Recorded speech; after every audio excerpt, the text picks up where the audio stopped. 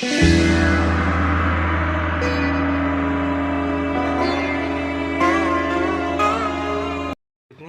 ada psikologi Gestalt dengan tokoh David Hartley.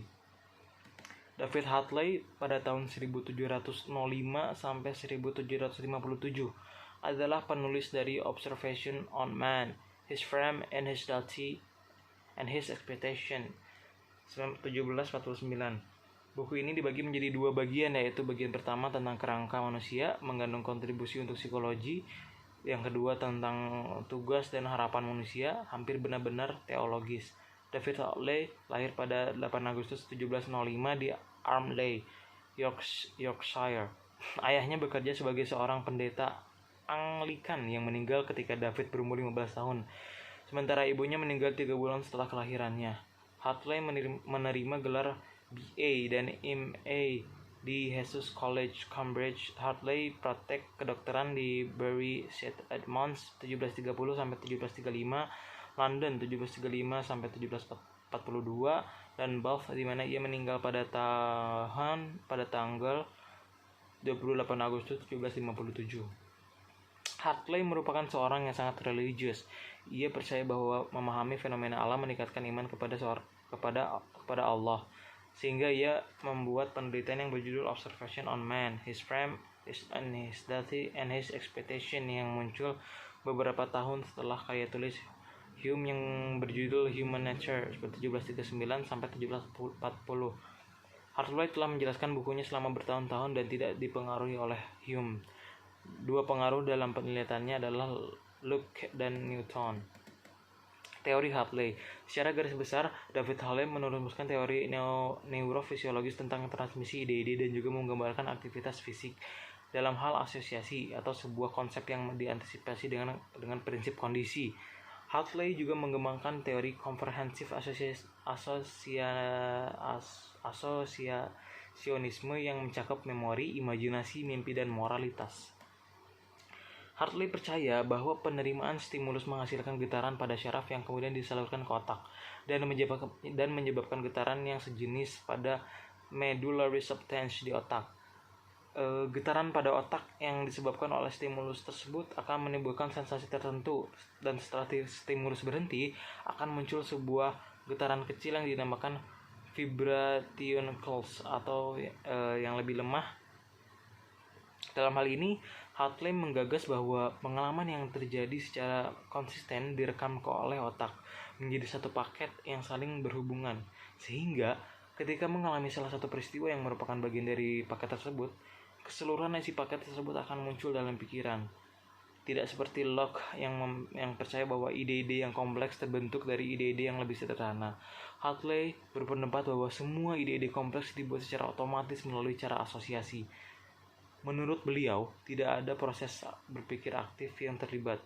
Semua ide yang ada, kompleks apapun itu, terbuat dari sekumpulan sensasi. Untuk merangkapnya, asosiasi adalah satu-satunya proses yang bertanggung jawab dalam mengubah ide-ide yang sederhana menjadi lebih kompleks dan rumit. Assalamualaikum warahmatullahi wabarakatuh. Perkenalkan, nama saya Amani Kalila dengan NIM 0603523014.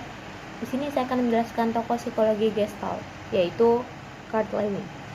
Kurt Lewin lahir pada 9 September 1890 dan wafat pada 12 Februari 1947. Ia adalah seorang psikologi Jerman Amerika yang dianggap sebagai salah satu pionir modern di bidang psikologi sosial, psikologi organisasi dan psikologi terapan di Amerika Serikat, dan bahkan dianggap sebagai bapak psikologi sosial. Kurt Lewin dilahirkan di Moglino, Prusta, dan memiliki 3 saudara. Pada tahun 1905, keluarganya pindah ke Berlin agar Kurt dan saudara-saudaranya mendapatkan pendidikan yang lebih baik. Pada masa sekolahnya, Kurt mempelajari pendidikan humaniora klasik di Kaisern Augusta Gymnasium.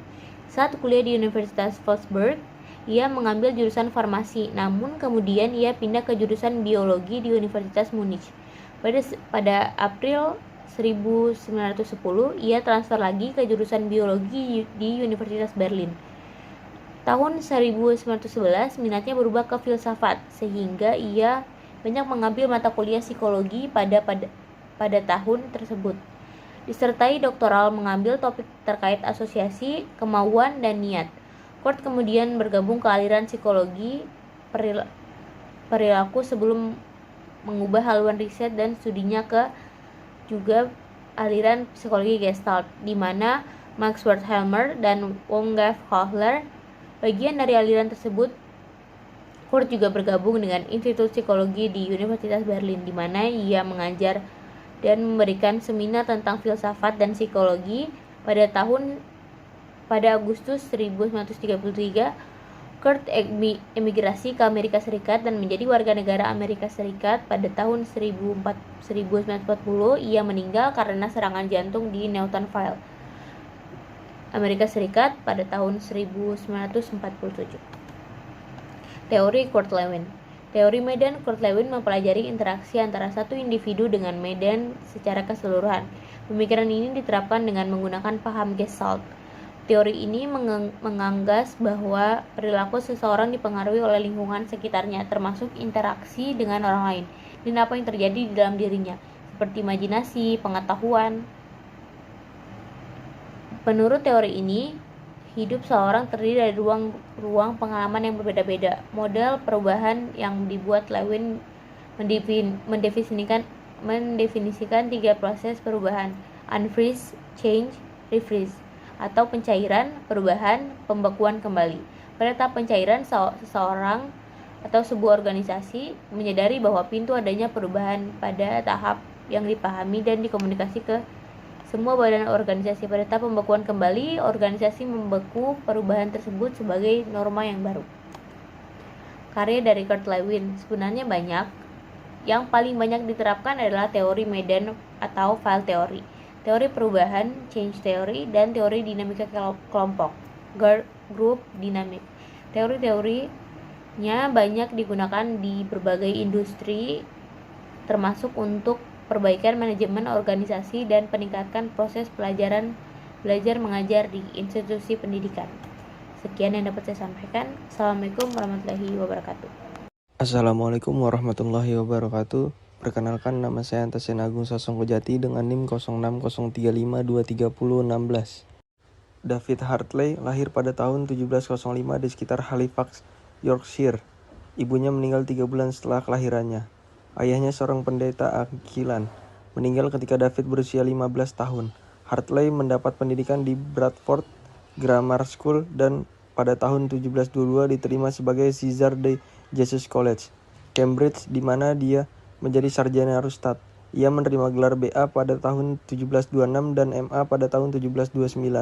Pada bulan April 1730, ia menjadi seorang awam pertama yang menjadi master di Magnus Grammar School.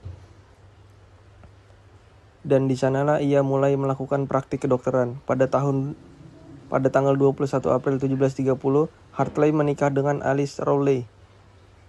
Pasangan itu pindah ke Bury Edmunds dan Alice meninggal di sana saat melahirkan putra mereka, David Hartley atau yang muda. Di Cambridge, Hartley belajar dengan Nicholas Sanders sang Young.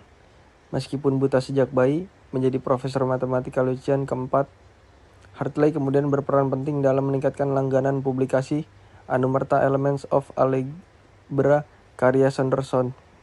Setelah lulus, Hartley menolak menandatangani 39 artikel yang merupakan persyaratan untuk penahbisan di gereja Inggris.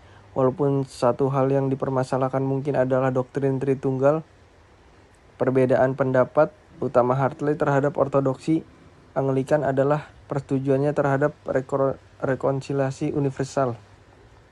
Menulis kepada temannya Joseph Lister pada tahun 1736, Hartley menyatakan bahwa dia percaya bahwa kebahagiaan universal adalah doktrin dasar dari nalar dan kitab suci. Menambahkan bahwa tidak ada yang lebih tidak dapat didamaikan dengan nalar selain hukuman abadi. Tidak ada yang sangat bertentangan dengan semua intisari yang diberikan Tuhan kepada kita dalam karyanya. Tak lama setelah beralih ke dunia kedokteran, Hartley menjadi pendukung inokulasi variola untuk cacar. Variasi ini memberikan kekebalan pribadi dan jika meluas, hal tersebut merupakan layanan bagi umat manusia dengan meningkatkan kekebalan kelompok. Namun infeksi virus cacar yang disengaja menimbulkan risiko cacat atau kematian dalam publikasi pertamanya, beberapa alasan mengapa praktek inokulasi harus diperkenalkan ke kota Bury saat ini atau 1733. Hartley mengembangkan argumen statistik untuk menunjukkan bahwa konflik tersebut hanya terlihat jelas bahwa dengan melakukan inokulasi lebih jauh lagi akan memberikan manfaat bagi masyarakat. Pada tahun 1740, Hartley dikenal oleh setiap dokter di London dan ahli medis lainnya di seluruh Eropa. Dia telah terlibat dalam upaya kontroversial untuk menyelaraskan kepentingan pribadi dan kepentingan publik. Ada Wolfgang Kohler, seorang psikologi Gestalt. Wolfgang Kohler adalah seorang psikologi Jerman yang lahir pada tanggal 21 Januari 1887 di Tallinn, Estonia. Ia merupakan salah satu tokoh penting dalam perkembangan psikologi Gestalt, sebuah aliran psikologi yang menekankan pada pentingnya pemahaman terhadap keseluruhan pengalaman dari bagian-bagiannya.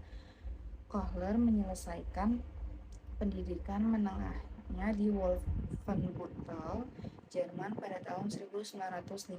Ia kemudian melanjutkan pendidikannya di Universitas Tübingen, Universitas Bonn, dan Universitas Berlin pada tahun 1909.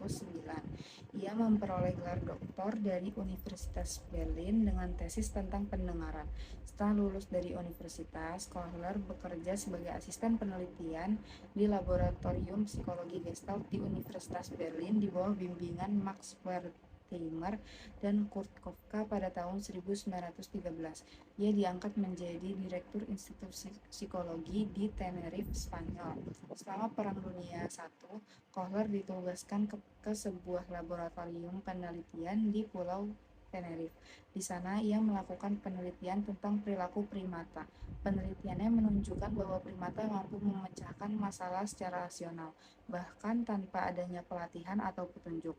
Hasil penelitian Kohler tentang perilaku primata diterbitkan dalam bukunya yang berjudul The Mentality of Apes pada tahun 1925. Buku ini menjadi salah satu karya klasik dalam psikologi. Kohler tetap aktif mengajar dan menulis di Amerika Serikat hingga akhir hayatnya. Ia meninggal pada tanggal 11 Juni 1967 di Enfield, New Hampshire. Wolfgang Kohler adalah seorang psikolog dan fenomenolog Jerman yang memberikan kontribusi dalam penciptaan psikologi Gestalt bersama Max Wertheimer dan Kurt Koffka. Wolfgang Kohler lahir pada 21 Januari 1887 di kota pelabuhan Reval di Estonia yang saat itu merupakan bagian dari Kekaisaran Rusia. Keluarganya berasal dari Jerman, orang tuanya adalah Franz Kohler dan Wilhelmine, dan memiliki saudara laki-laki dan beberapa saudara perempuan. Kohler akan menjalani tahun-tahun pertamanya di Estonia, tetapi ketika dia berusia 6 tahun, dia pindah bersama keluarganya ke negara asal orang tuanya, di Jerman, menetap di kota Wolfenbüttel. Setelah menjadi ayahnya direktur sebuah sekolah pendidikan sangat penting di keluarganya. Dan di sekolah Kohler akan memulai menemukan minat besar dalam sains pekerjaan lapangan dan musik klasik. Kontribusi Kohler berperan dalam penolakan terhadap rezim Nazi di Jerman dan pindah ke Amerika Serikat. Ia menjadi profesor di Swarthmore College dan menduduki peringkat ke-50 sebagai psikolog paling banyak dikutip pada abad ke-20. Pendidikan Kohler belajar di University of Tübingen, University of Bonn, dan University of Berlin sebelum berkolaborasi dengan Max Wertheimer dan Kurt Koffka dalam membentuk teori Gestalt. Karya-karyanya salah satu penelitian yang terkenal adalah tentang pemecahan masalah pada simpanse, di mana ia menyimpulkan bahwa simpanse menggunakan insight daripada pembelajaran percobaan dan kesalahan.